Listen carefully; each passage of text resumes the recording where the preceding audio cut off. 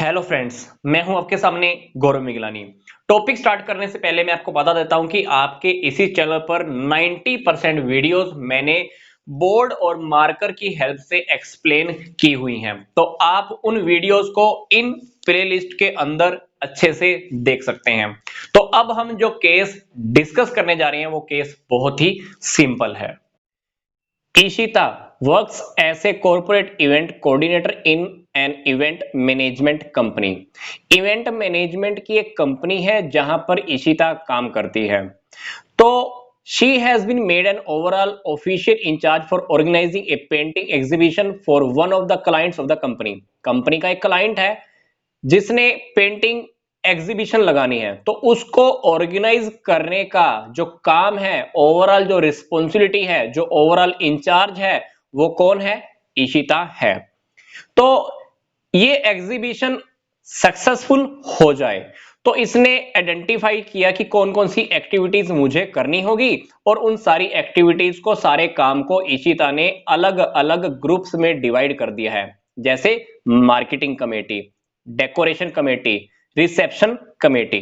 तो in order to facilitate coordination with in the among committees, सारी committees के बीच में कोऑर्डिनेशन बना रहे, तो इसने क्या किया है, हर ग्रुप के ऊपर एक सुपरवाइजर भी अपॉइंट कर दिया है। मतलब हर कमेटी के ऊपर एक सुपरवाइजर भी बना दिया है। तो each member in the group is asked to report to their respective supervisor. हर मेंबर को कहा गया है कि तुमको रिपोर्ट किसे करना है? अपने सुपरवाइजर को रिपोर्ट करना है। और सारे सुपरवाइजर किसको रिपोर्ट करेंगे?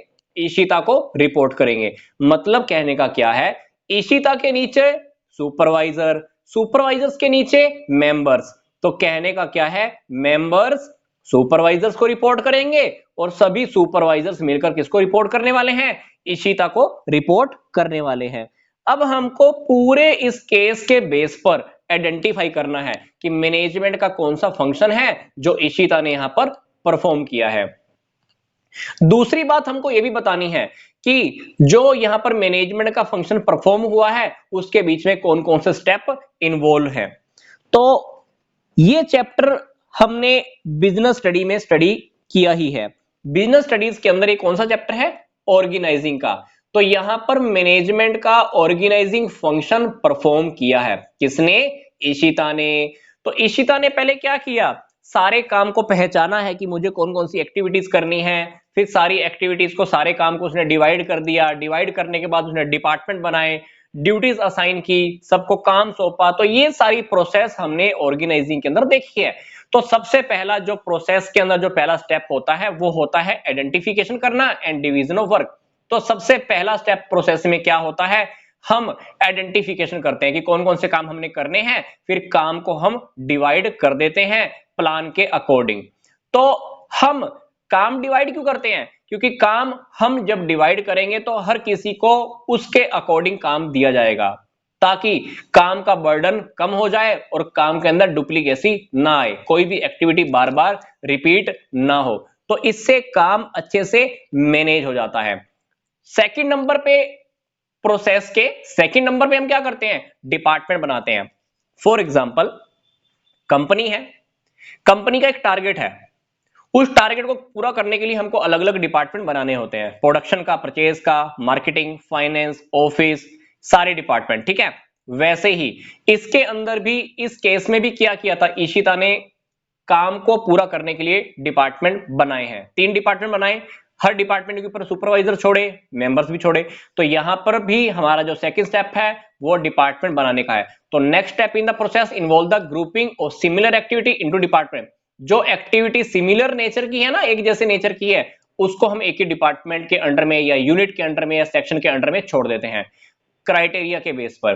तो इससे क्या होगा, स्पेशलाइजेशन का फैसिलिटी मिलता है। अब प्रोडक्शन डिपार्टमेंट क्या करेगा? सिर्फ प्रोडक्शन का काम। परचेज डिपार्टमेंट क्या करेगा? सिर्फ परचेज का काम। फाइनेंस डिपार्टमेंट क्या करेगा? फाइनेंस का काम। मतलब हर डिपार्टमेंट का एक स्पेशल क्वालिटी होता है। डिपार्टमेंट बन गए, डिपार्टमेंट बनने के बाद क्या, उन सबको ड्यूटीज असाइन कर दो। Once department has been created, एक बार जब डिपार्टमेंट बन जाते हैं तो उन डिपार्टमेंट्स को किसी न किसी पर्सन के अंडर में छोड़ दिया जाता है और उनकी जॉब पोजीशंस भी बता दी जाती हैं। कौन किसका बॉस होगा, कौन किसके अंडर में काम करेगा, कौन सुपीरियर है, कौन सबऑर्डिनेट है। तो ये सारी बातें उन लोगों को पहले ही बता दी जाती हैं। फिर रिलेशनशिप भी हम एस्टेब्लिश कर देते हैं। While assigning jobs, each member is told for whom he has to take the order, किसने किससे ऑर्डर लेने हैं और कौन किसको अकाउंटेबल है। तो एक क्लियर रिलेशनशिप एस्टेब्लिश कर दिया जाता है, एक हायरार्किकल स्ट्रक्चर बता दिया जाता है कि कौन किसके अंडर में काम कर रहा है। तो देखा जाए तो पूरी की पूरी प्रोसेस के अंदर जो पहला स्टेप होता है वो है कि काम को आइडेंटिफाई करो, काम को डिवाइड करो। फिर हम क्या करते हैं, डिपार्टमेंट बना देते हैं। डिपार्टमेंट बनाने के बाद हम उनको ड्यूटीज असाइन कर देते हैं। ड्यूटीज असाइन करने के बाद हम एक रिलेशनशिप का स्ट्रक्चर भी डिफाइन कर देते हैं कि कौन किसका बॉस होगा, कौन किसके अंडर में काम करेगा, कौन किससे ऑर्डर लेगा, कौन किसको ऑर्डर दे सकता है, किसकी किसके प्रति जवाबदेही होगी। ये सारी बातें सारे डिपार्टमेंट्स को बिल्कुल क्लियर कर दी जाती हैं। इससे फायदा क्या होगा, सारे डिपार्टमेंट्स के बीच में कोऑर्डिनेशन बना रहेगा, जिसकी वजह से जो हमारा एक कॉमन गोल होता है कंपनी का, फर्म का, उसको हम अचीव कर सकते हैं। वीडियो ओवर करने से पहले मैं आपको बता देता हूं कि इस वीडियो के डिस्क्रिप्शन बॉक्स में कुछ और इंपॉर्टेंट लिंक्स भी दिए हुए हैं, आप उन्हें भी स्टडी कर सकते हैं। तो यहां तक का वीडियो देखने के लिए आपका धन्यवाद।